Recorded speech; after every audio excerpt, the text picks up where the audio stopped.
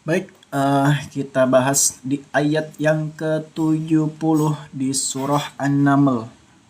Ayat ke-70 di surah An-Naml. Ada beberapa yang perlu diperhatikan. Tadi kita sudah membaca ayatnya ya. Sekarang kita bedah. Kita bedah di ayat tersebut terdapat hukum bacaan apa saja, terdapat eh, sifat-sifat huruf apa saja yang mungkin sulit untuk dilafadzkan. Kadang orang-orang juga masih terburu-buru untuk membaca Al-Quran karena membaca Al-Quran itu penuh dengan kehati-hatian ya. Jangan sampai kita merubah hukum bacaan, apalagi merubah sifat dari huruf bacaan tersebut. Nanti akan berpengaruh pada makna dari ayat tersebut. Masya Allah. Baik, kita mulai ya. Nah, di sini ada kalimat wala tahzan. Wala tahzan. Nah, di sini ada hak sukun. Hak sukun itu termasuk hukum bacaan rokhawah yang dialirkan membacanya. Nah, hati-hati, ada hukum bacaan rokhawah dan ada hukum bacaan qalqalah. Kalau rokhawah itu membacanya dialirkan, kalau qalqalah dipantulkan membacanya. Jangan sampai dipantulkan. Contohnya kalau dipantulkan seperti ini. Wala tahzan. Nah, jangan ada he-nya ya, hati-hati membacanya. Sama halnya dalam surat Al-Fatihah. Alhamdu. Alhamdu. Jangan sampai kita membacanya alhamdu. Hati-hati. Jangan terburu-buru semuanya ya, sobat Quran ya, yang menonton di sini. Pokoknya yang di sini harus sampai dipraktikkan di rumah. Harus sampai bisa, harus sambil dipraktikkan semuanya ya, sobat-sobat Quran yang ada di sini yang menonton, sobat-sobat Gen Z, sobat milenial, sobat Gen Alpha. Masya Allah, luar biasa ya, semuanya kumpul di sini. Semoga Allah mudahkan semua untuk belajar membaca Al-Quran. Baik, kita lanjut. Yang perlu diperhatikan lagi, nah ini ada hukum bacaan ikhfa syafawi. Nun mati bertemu dengan huruf fa. Di sini sudah ada di Al-Qur'annya. Ika itu singkatan dari ikhfa syafawi. Ika SA itu singkatan dari ikhfa syafawi.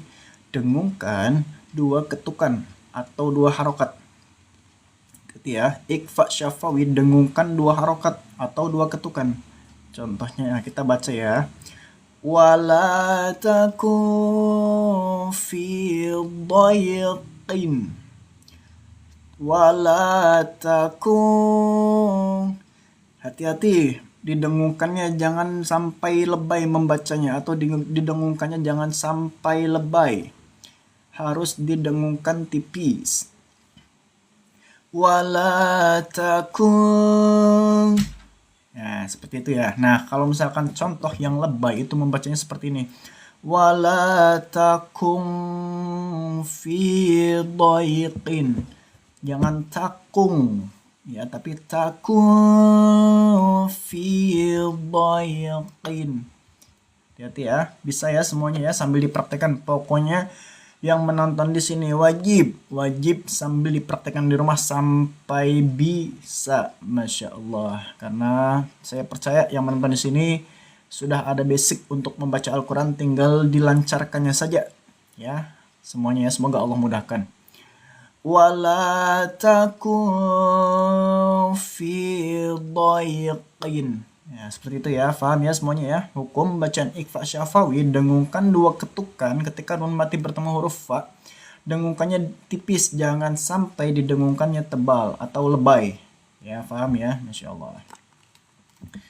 Baik, kita lanjut. Nah, di sini juga ada dua hukum bacaan yang perlu diperhatikan. Fi dhayqim mimma yamkurun.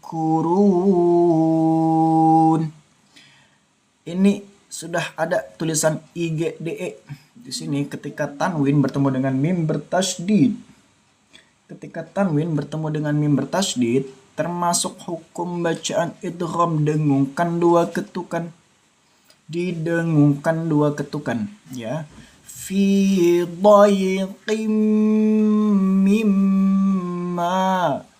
Nah, ini juga sama ketika mim mati. Ketika mim bertasydid bertemu dengan mim bertasydid juga. Nah, kalau ini gunnah, termasuk bacaan gunnah. Ya, hati-hati ya. Gunnah dengungkan dua ketukan. Hati-hati, berbeda dengan idgham. Jangan sampai salah. Jangan sampai tertukar semuanya. Fi dhayqim mimma yamkurun wa yaquluna mata hadzal wa'du in kuntum sadiqin. Nah, yang perlu diperhatikan di ayat selanjutnya adalah ada di alif lam sukun ini. Hati-hati, tadi kita sudah menjelaskan bacaan rokhawah. Bacaan rokhawah. Nah, ini juga termasuk hukum bacaan rokhawah. Sama kayak yang tadi kita jelaskan ya. Ketika alif lam, jangan sampai kita pantulkan membacanya. Jangan sampai kita pantulkan membacanya karena rokhawah itu sifatnya dialirkan membacanya. Contohnya kita baca dulu contohnya. Hadal wa'du. Nah, contohnya jika yang salah membacanya nanti akan ada unsur le. Jangan sampai ada unsur le-nya. Nih, contohnya seperti halnya di surah Al-Fatihah ya, ayat pertama. Alhamdu. Nah, itu yang benar. Yang salahnya nanti seperti ini. Alhamdu. Jangan sampai ada unsur le-nya. Ini pun sama. Hadzal wa'du. Ya, hati-hati membacanya. Jangan terburu-buru membacanya. Kalau ini terdapat hukum bacaan rokhawah. Karena jangan sampai dipantulkan membacanya ya. Hati-hati, harus pelan-pelan membacanya.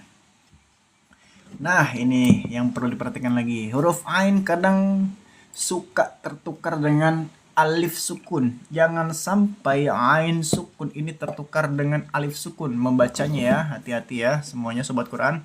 Perlu diperhatikan semuanya, jangan sampai tertukar dengan alif sukun.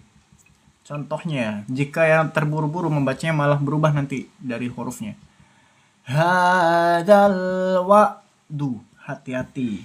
Jangan seperti itu sobat Quran semuanya ya. Diperhatikan ya.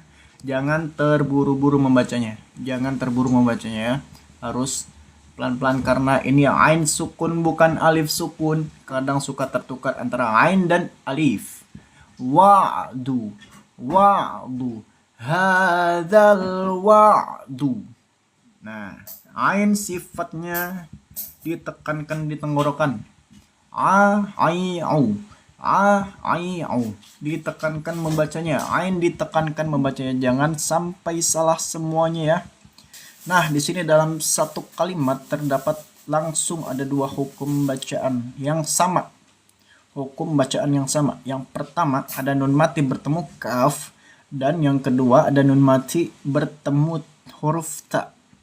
Sama-sama bacaan ikfa syafawi. Ika itu singkatan dari ikfa, sa itu syafawi. Didengungkan dua ketukan semuanya sama ya. Dua ini sama. Sifatnya sama, hukumnya juga sama. Hukum bacaan tajwidnya sama.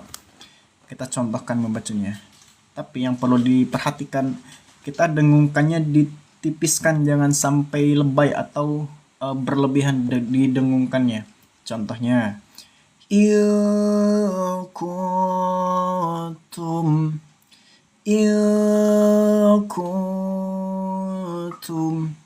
ya, itu tipis. Kalau misalkan yang didengungkannya berlebihan malah menjadi seperti ini, in kuntum. Nah, hati-hati, itu berbeda, itu salah ya. Itu nanti salah, jangan sampai seperti diperhatikan semuanya ya. Cara membacanya harus sambil dipraktekkan pokoknya. Kita ulang. Kuntum. Didengungkan dua ketukan, didengungkannya tipis, jangan tebal. Hati-hati. Didengungkannya tipis, jangan tebal.